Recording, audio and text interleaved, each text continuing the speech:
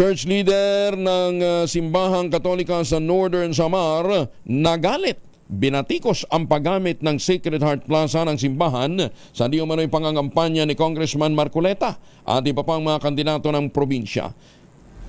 Detalye ng balita mula kay Jane Galit Bantayan, RH34. Jane, may buntag.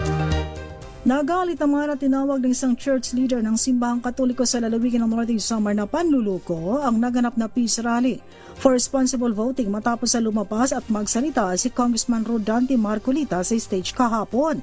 Sa official na Facebook page ni Monsignor Gaspar Balarite, nakalagay na pinayagan ng simbahan na gamitin ang Sacred Heart Plaza na ayon daw sa organizer, isa itong rally for responsible voting.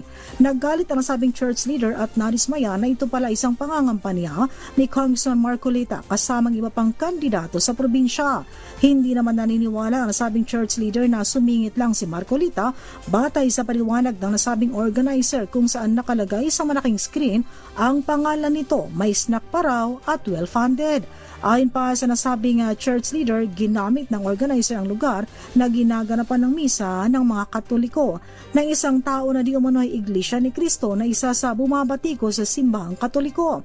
Sa kanyang Facebook page, nananawagan pa ang nasabing church leader na huwag ibuto si Marcolita na ayon sa kanya ay manluloko na isa rin daw na gumawa ng batas na ipagbawal ang crucifix o krus sa ospital. Napag-alaman na nagtungo mismo sa lugar ang nasabing pare at sa gitna ng mga tao ay nagsalita upang questionin ang nasabing aktibidad.